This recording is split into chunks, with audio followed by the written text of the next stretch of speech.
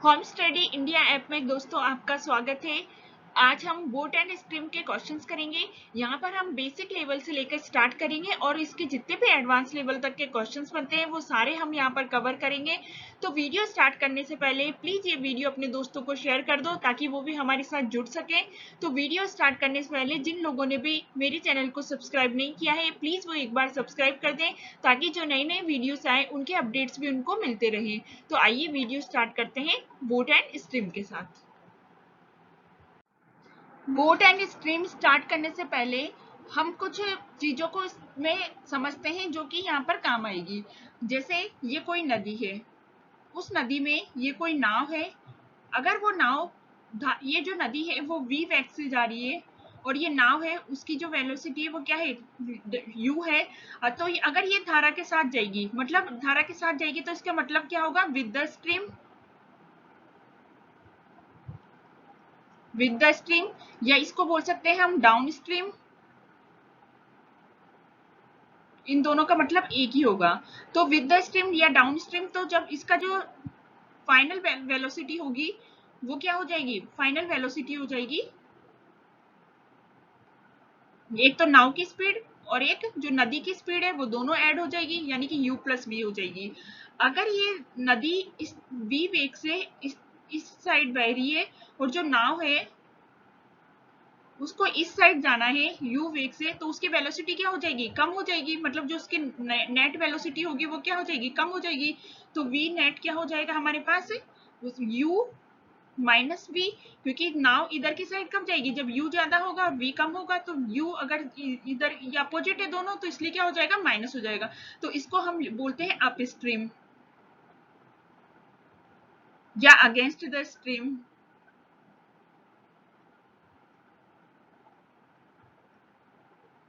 इस कंडीशन को बोलेंगे हम धारा के साथ, इसको बोलेंगे हम धारा के विपरीत। तो ये चीजें हमें आगे काम आएगी, इसलिए हम इन चीजों को याद रखेंगे। पहला क्वेश्चन है, if a boat goes 100 kilometre downstream in 10 hours and 75 kilometre upstream in 15 hours, then the speed of stream is. यदि एक नाव 10 घंटे में धारा के साथ 100 किलोमीटर और 15 घंटे में धारा के विपरीत 75 किलोमीटर जाती है तो धारा की गति क्या होगी, ये हमें फाइंड करना है।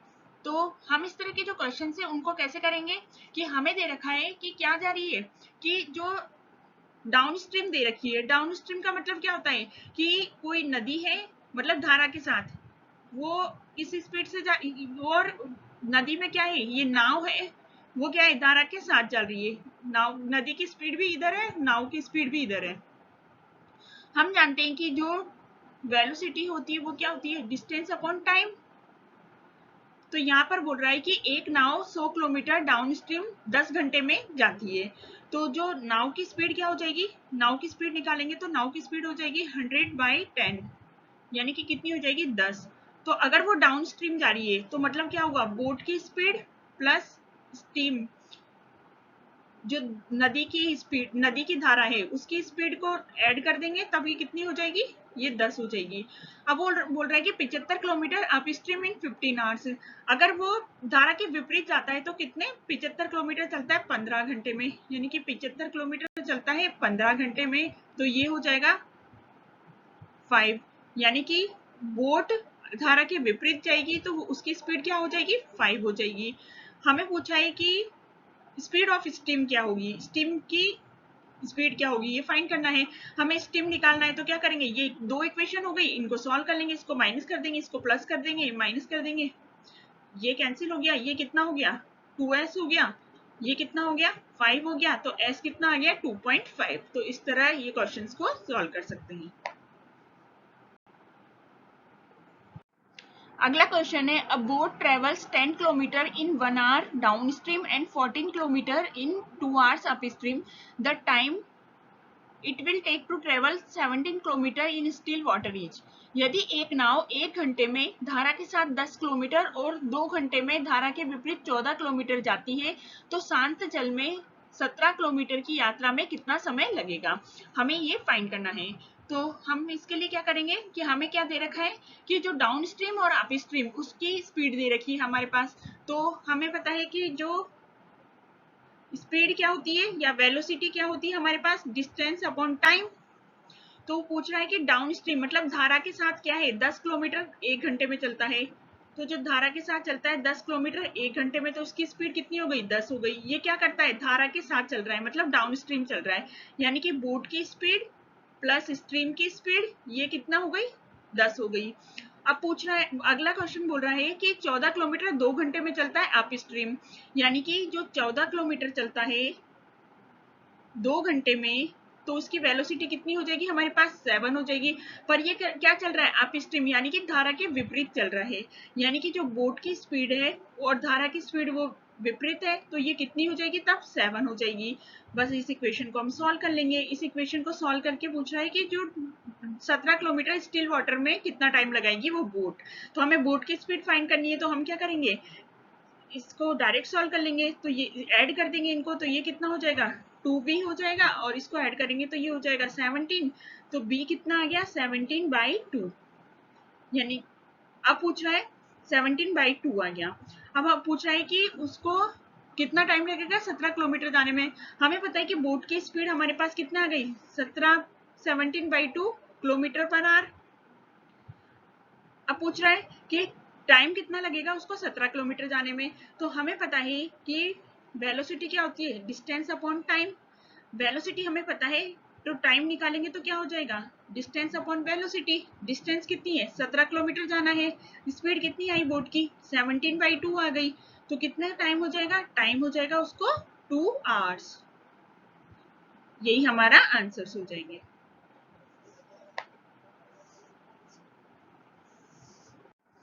अगला क्वेश्चन है, a boatman can row 3 kilometre against the stream in 20 minute and return in 18 minutes, find the rate of current. एक नाविक 20 मिनट में धारा की विपरीत दिशा में 3 किलोमीटर जाता है और 18 मिनट में वापस आ सकता है, तो धारा की चाल ज्ञात करो। ये हमें फाइंड करना है। तो क्या करेंगे हम, हमें पता है कि अगेंस्ट द स्ट्रीम जो धारा के विपरीत जाता है, इसका मतलब क्या हुआ, यानी कि ये बोटमैन की स्पीड और विपरीत जाता है तो ये उसकी स्पीड, तो ये जो वेलोसिटी आएगी वो रियल वेलोसिटी आएगी। तो कितना किलोमीटर, वेलोसिटी क्या होती है, डिस्टेंस अपॉन टाइम। हमने देखा डिस्टेंस है 3 किलोमीटर, टाइम कितना है 20 मिनट। 20 मिनट का मतलब 20, इसको आर में कन्वर्ट करेंगे तो क्या करेंगे, 20/60, तो 60 यहाँ चला जाएगा, ये हुआ 3, तो यानी कि 9। तो बोट प्लस स्ट्रीम कितना आ जाएगा, 9 आ जाएगा। ये क्या होगा, अगेंस्ट द स्ट्रीम वाला। अब बोल रहा है कि वापस आता है, अगर वो ये स्ट्रीम इस साइड बह रही है, वो अगर इस साइड से यूं जा रहा है तो ये अगेंस्ट द स्पीड हो गया, और वापस आ रहा है तो मतलब सेम जो स्ट्रीम है उसकी डायरेक्शन में ही आ रहा है, यानी कि विद द स्ट्रीम आएगा। तो बोट प्लस स्ट्रीम ये कितने हो जाएगी, 18 डिस्टेंस अपॉन टाइम। तो ये कितना हो जाएगी, डिस्टेंस है 3 किलोमीटर, क्योंकि वापस वो उतना ही आ रहा है जितना गया था। वो कितने मिनट में आ रहा है, 18 मिनट में। तो ये हो जाएगा 6 टाइम्स, ये हुआ 10। तो ये बोट प्लस स्ट्रीम कितना हुआ, 10 आ जाएगा। पूछ रहा है हमें कि करंट स्ट्रीम की जो वेलोसिटी वो फाइंड करनी है हमें। तो हम क्या करेंगे, इसको माइनस कर देंगे, इसको माइनस कर देंगे, इसको माइनस कर देंगे, तो ये तो कैंसिल हो जाएगा। ये हो जाएगा -2s इक्वल टू -1, यानी कि s कितना हो गया, 1/2, यानी कि जो स्ट्रीम है उसकी वेलोसिटी क्या हो जाएगी, 1/2 किलोमीटर पर आवर। यही हमारा आंसर हो जाएगा।